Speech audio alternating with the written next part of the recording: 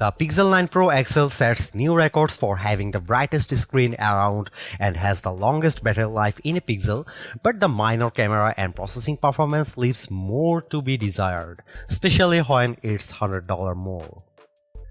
Something different happened last fall. For the first time in a long time, I made a Pixel phone as one of my daily drivers, and it's a decision I don't regret after putting the Pixel 8 Pro through countless photo shootouts and comparisons against all the best phones around. Now that its successor is finally here, I have high expectations for the Pixel 9 Pro XL.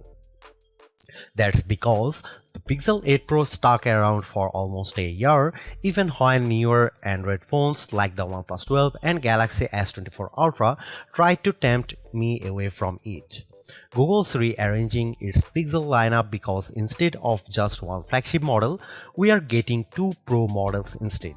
Technically speaking, the Pixel 9 Pro XL is the direct successor to the Pixel 8 Pro because of their similar sized screens, whereas the Pixel 9 Pro has a much smaller display. I break down all the details about them in my Pixel 9 and Pixel 9 Pro versus Pixel 9 Pro XL comparison. Given the opportunity of the iPhone 15 Pro Max and Galaxy S24 Ultra, Google's arming the Pixel 9 Pro XL with bigger upgrades like newer cameras, more helpful AI features, and a stronger, more durable design.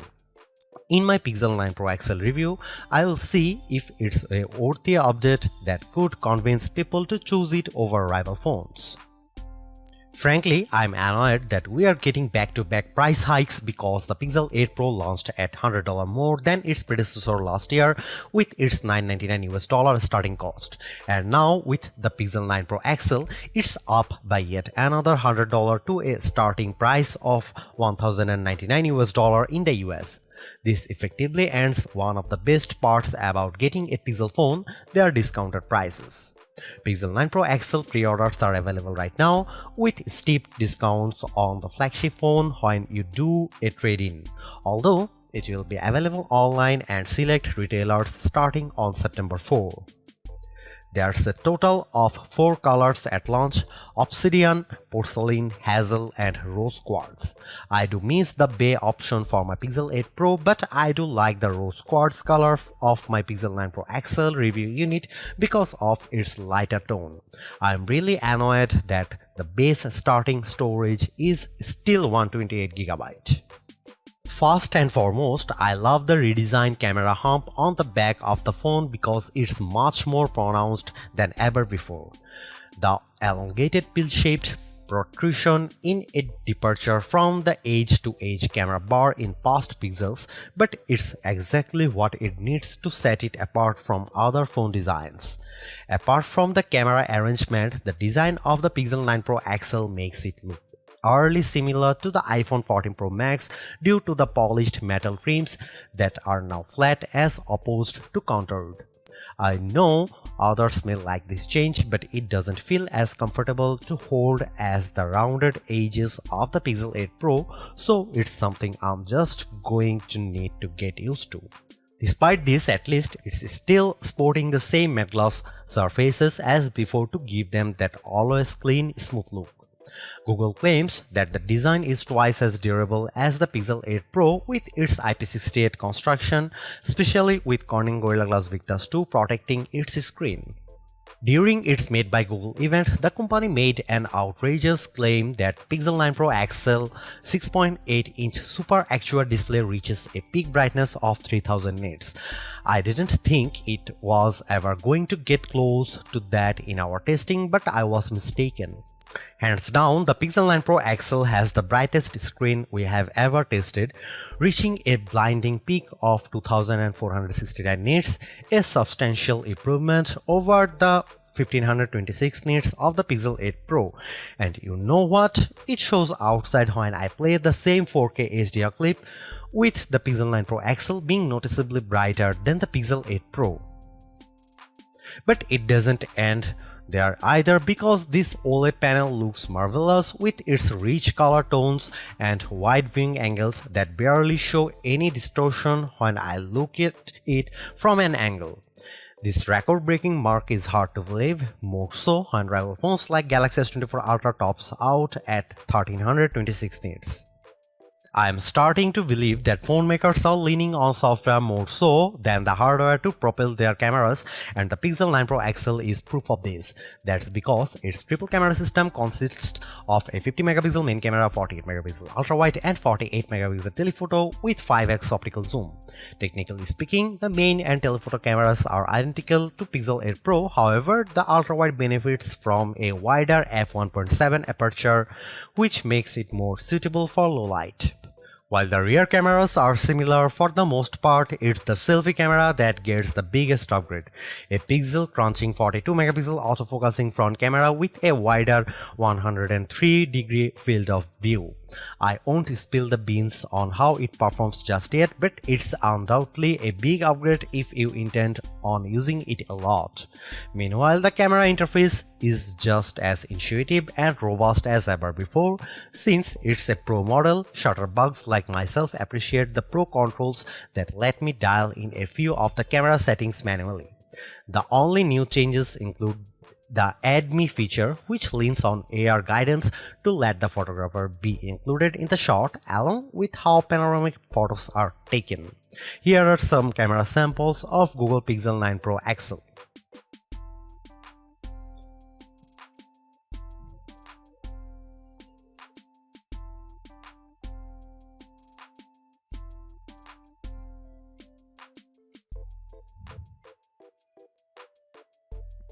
Another reason to choose the Pixel 9 Pro XL is because of its ability to shoot at up to 8K 30 FPS, whereas the previous Pixel 8 Pro caps out at 4K 60 FPS.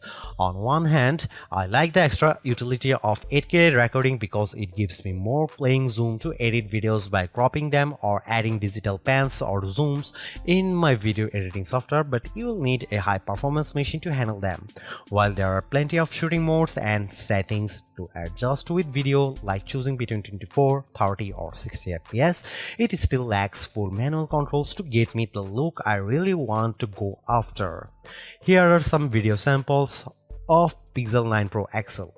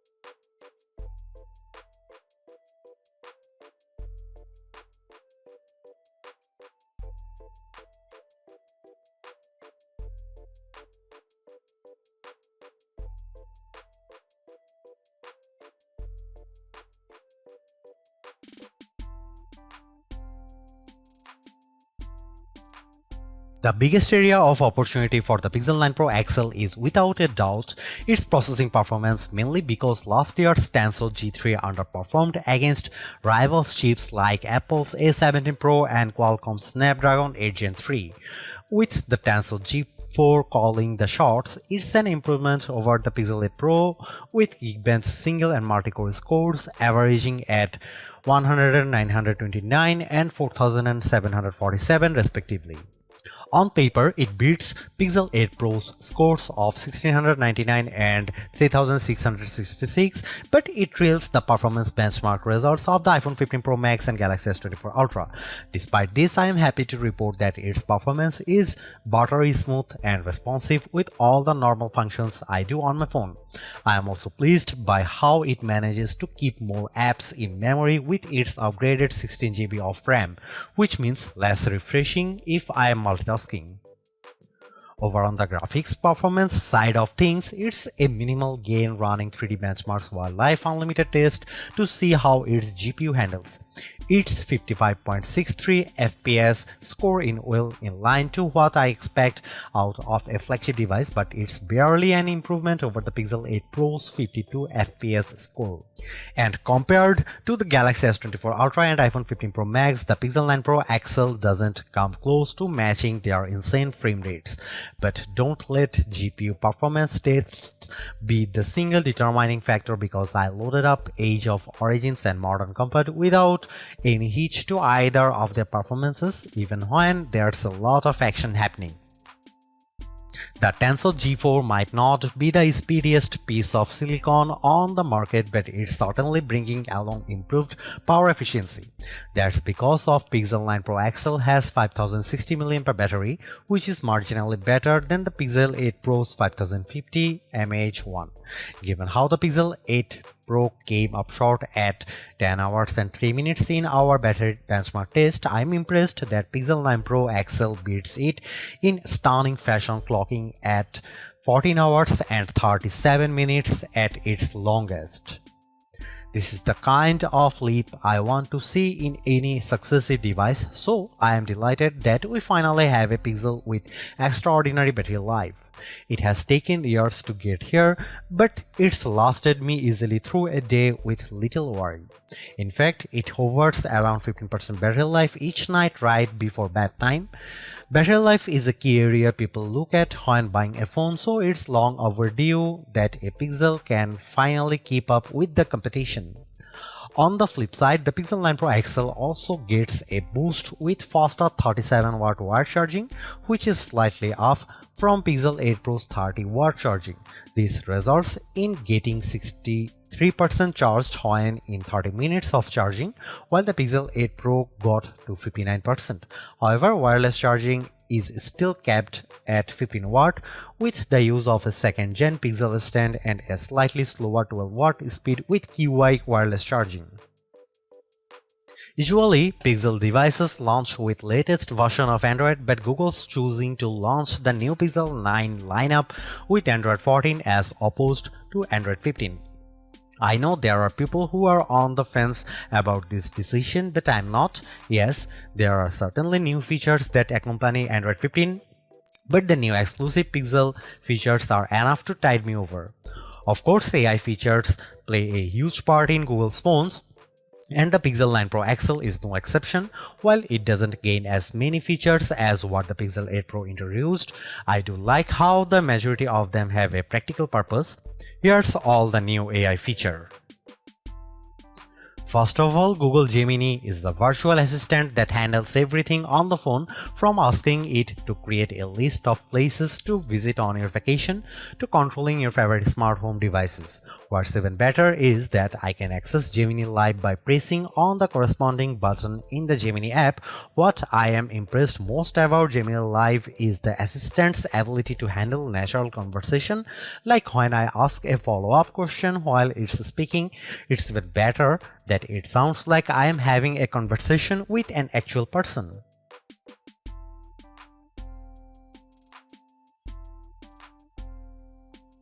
Getting assistance with augmented reality, the Pixel 9 Pro XL's new Add Me feature lets me take group photos with the photographer stitched into the photo later. Essentially, you take one photo, then the Pixel 9 Pro XL guides you to take the second one, with prompts to move closer or further so that the two shots are lined up correctly. Once the second photo is snapped, it then merges the two with help from AI to produce the final photo. I will admit that it works flawlessly in the photos above that I used to magically add me.